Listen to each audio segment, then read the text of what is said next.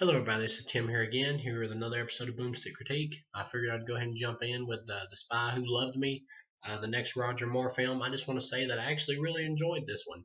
I thought Spy Who Loved Me is a big improvement over Man with the Golden Gun and Live and Let Die. It's better than both those. I just want to say this film just felt sharper, better directed. The action was better here. This film just felt much more fun than the last two Roger Moore movies. And Roger Moore as James Bond, I can finally say, actually liked him as James Bond in this one. I actually liked him.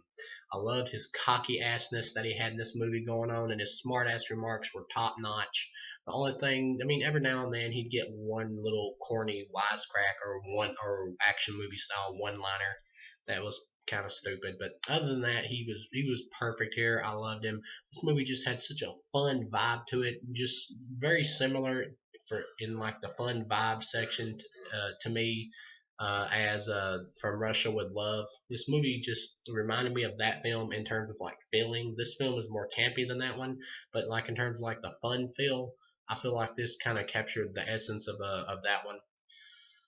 The highlight of this film is, well, let me put it this way: the plot of this film basically is there's this crazy dude who wants to like cause a nuclear war and then make everybody live underwater in his underwater city or whatever. So it's really ridiculous, but that's besides the point because the movie plays it so well with the fun action, and one character in particular makes this movie Jaws. There's this big ass dude with these metal jaws that's in the movie, and I know James Bond fans know him, and I knew about him before I watched the film, but he makes the movie, and every time he shows up in the film, the action is just so much fun with him and Roger Moore.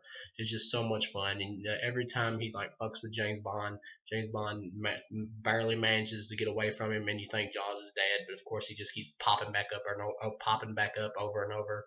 And like the final of the movie when James Bond like drops him in a shark tank or whatever, and Jaws actually kills the shark by biting into the shark with his metal teeth. It was great. He was like Jason Voorhees as a James Bond villain. Jaws was, and Jaws actually survives the movie, which I thought was kind of peculiar. But I did find out he comes back in the next one, so I'm looking forward to that. But yeah, Jaws was great. He was actually better than the main villain. Um, but and just and like the Bond chick in this one, the girl that like James Bond hooks up with, she's really hot, so you get that too. Any drawbacks? Just a couple corny one-liners, and the film um, still has a little bit of that overly campiness in some areas, but uh, but not as bad as the last two. And also I love the gadgets in this one, like the crazy gadgets, like with the underwater car. Like James Bond is in a car chase and he goes underwater. The vehicle goes underwater and turns into a boat. I thought that was great. And there's this bad guy in a helicopter up above the water, and James Bond like fucking shoots a missile and it comes flying out and it hits the helicopter and blows the chick up who's flying the helicopter. That was awesome. This is just such a fun movie. The plot is very flimsy though, about like some dude is wanting to make people live in his amazing underwater city.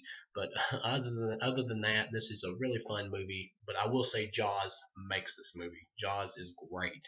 Whenever he shows up, it just becomes a blast. So yeah, all in all, I'd give this 3.5 stars. It just a little bit more, and I would have gave it that final little mark to get it up to 4. But the only thing that slices that little extra point off for me is just a little bit too much of the campiness here. I mean, you still get some of the corny jokes. I mean, they still haven't quite mastered the James Bond formula with these Roger Moore movies, but this comes the closest to being on the level of one of the Sean Connery ones. So I'd give this total 3 stars and a half movie. A lot of fun, just a fun movie. The fight scenes with Jaws are so much fun. Uh, like when Roger Moore causes Jaws to like hit this plank of wood and all this other like wood comes falling down on top of him and shit, and Jaws like his car crashes into the top of this building, and there's like this Italian guy who turns around and looks at it. Well, it's like the Italian guy's house, and the car's in the top of it. He turns around and looks at it. I guess the dude's Italian. He turns around and looks at it. And he's like boobity bobbity boobity or something like.